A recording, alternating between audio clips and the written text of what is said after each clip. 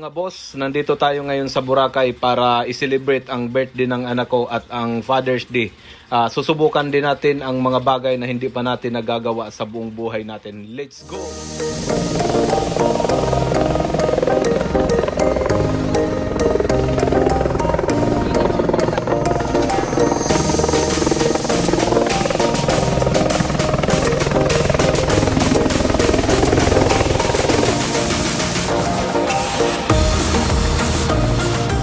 Si Sir pala yung magiging tour guide na nag-ano sa atin, nag-book sa atin para diyan sa chopper mga boss. So tatanong natin kay Sir, sabi na ba nag-start to dito? Kano nakatagal nag-start yung Bali, 20 years of sir. 20 years na nag-start dito. So doon sa 20 years na yun Sir, wala namang mga problema na nangyari. Wala naman po sir, for safety naman po yung natin, chapter natin. Bali, i-include natin yung mga magagandang talawag sa... Okay naman po sir, safety naman po. Okay, no? So yun lang naman tinatanong namin kasi so, first time namin makasakay sa ganito. So kumbaga inaano namin na sigurado maganda kasi matagal ka na dito. Alam mo kung ano yung Wala naman po sir.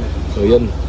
Guys, so safety naman kaya hindi tayo dapat mag-alala dahil safety naman sabi ni Sir Tom. Sir Tom. So safety kapatid. Kung gusto niyo pumunta rito, may number ako kay Sir Tom. So baka sa sunod sama-sama tayo lahat mga kapatid na kontakin na lang natin siya para sakay tayo lahat. Alright, let's go.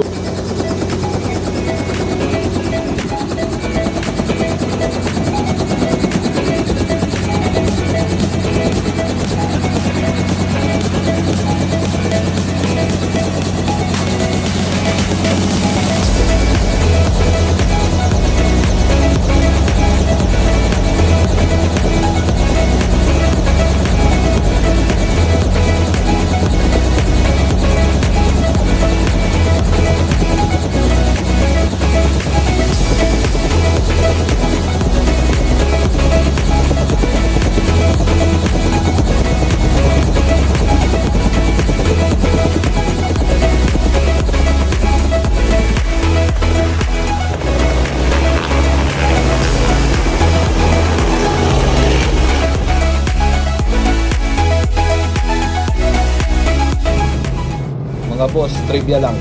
Alam niyo ba na ang pangalang Boracay ay nagmula sa dalawang salita? Una ay bura, na ang ibig sabihin ay bula, at bukay na ang ibig sabihin ay puti. At alam niyo ba mga boss na may estimated na 6,405 na turista ang bumibisita dito araw-araw dahil sa maganda at puti nitong buhangin at sa napakalinaw nitong tubig. Kaya naman tinawag itong Island of Paradise. At alam niyo ba mga boss na ang isla ng Boracay ay may haba itong 4 na kilometro at may lawak itong 1,053 hektarya.